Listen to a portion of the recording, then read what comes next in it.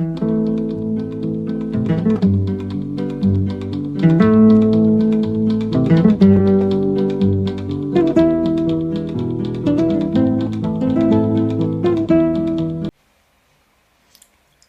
1931, the Second Republic was elected. Beforehand, from 1923 and 1930, a military dictatorship led by King Alfonso had ruled Spain. That is until many elections were held in Spain that decided to dispose of the king and replace his governance with the Second Republic, in which they reduced the influence of the Catholic Church and military. Franco was also criticized by this new government for his right-wing views, and his General Academy was shut down. For urban and rural workers, and for the poor more generally in Spain, the state still had overwhelmingly negative connotations: military conscription, indirect taxation, and everyday persecution, particularly for the ununionized. Thus, for many Spanish workers, resistance to the military rebels was initially also directed against the state, and was bound up with the building of a new social and political order, often on radical anti-capitalist lines. In 1934, Franco deployed his troops from Morocco into northern Spain to repress a leftist insurgency, in which 4,000 were left deceased and 10,000 were taken prisoner by Franco's men. During this time, Spain had an increase of street crime and state terrorism via the radical leftists, who were rising at the time, many of which would target churches and the clergy. And in 1935, Franco was declared chief of the Spanish Republic Army.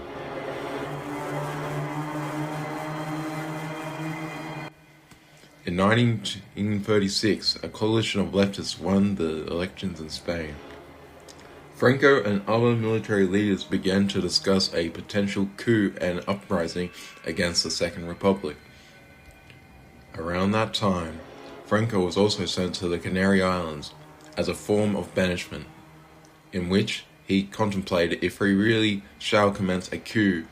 However, following the assassination of Jose Calvos, his views became clear and he decided to commence a coup.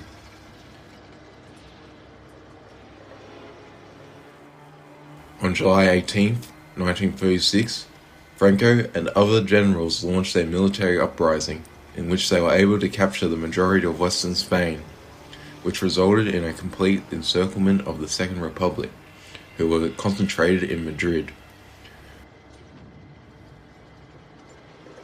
Franco's role was to divert the northern African troops back to the mainland, who would be vital for victory. During this time, Franco also made contacts with Adolf Hitler's Nazi Germany and Mussolini's fascist Italy to rally support for the nationalist cause. Diese Welle von Verfestung unseres ganzen kulturellen Lebens, der Zersetzung. Sie gespannt fragt, was das Ergebnis der Begegnung von Berlin sein wird. Krieg oder Friede, können wir antworten, der Führer und ich, mit lauter Stimme, Friede! Within a few months of fighting, Franco had climbed the ranks to become the head leader of the national rebel cause. On his way north, his militia slaughtered thousands, using machine guns to slaughter thousands of Republicans in the town of Badajoz. He did this all the while unifying the Catholic Church and the fascist and monarchist factions.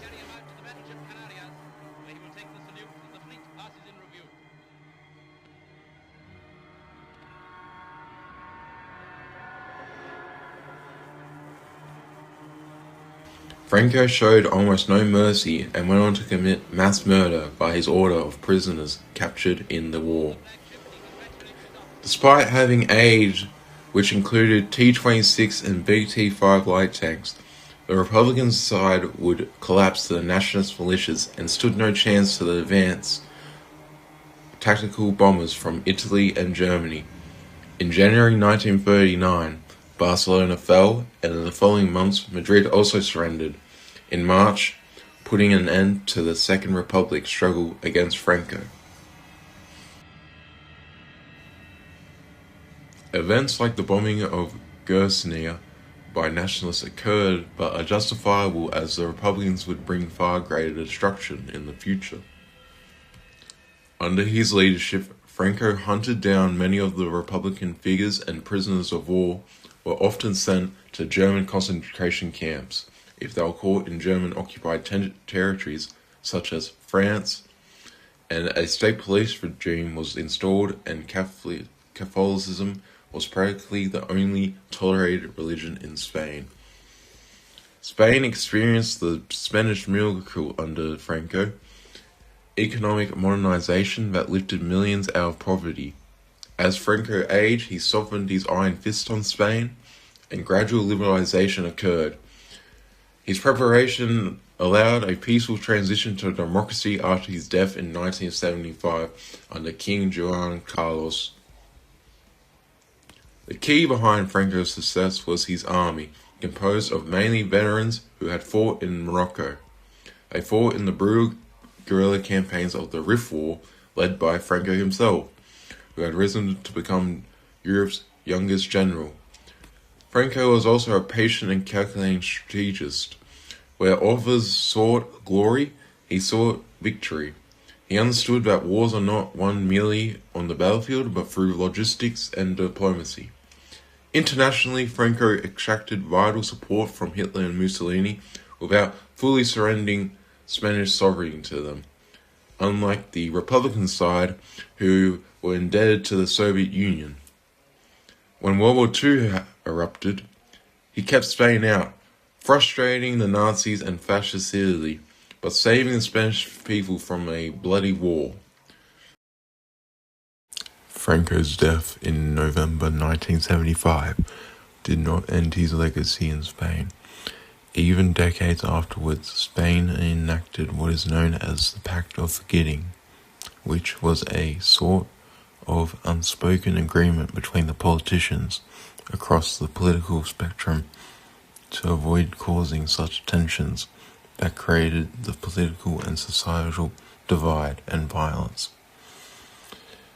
It also sought to try ignore and let go of the past atrocities each side committed, not to hold grudges, so that Spain could go back to a stable democracy.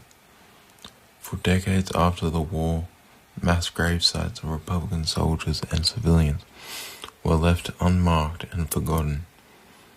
These graves amount to tens of thousands of people who Franco killed even after the war. It was not until the 2000s that Spain decided to look back upon their dark history of the 20th century and be open to it within the public. This included passing laws to support finding victims of Franco and removing any public imagery of Franco that was left over, even including his body.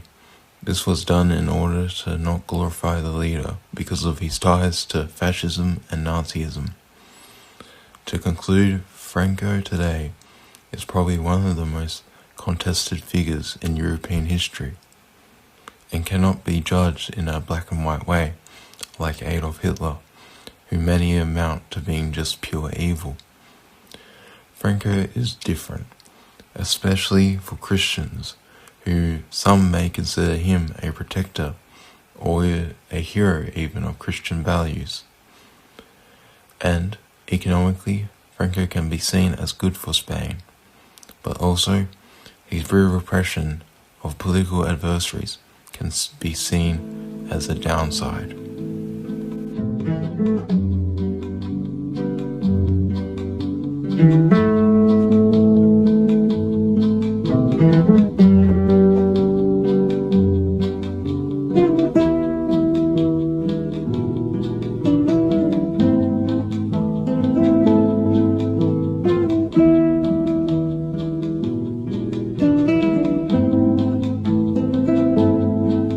Viva la quinta brigada, rumba la rumba la rumba la.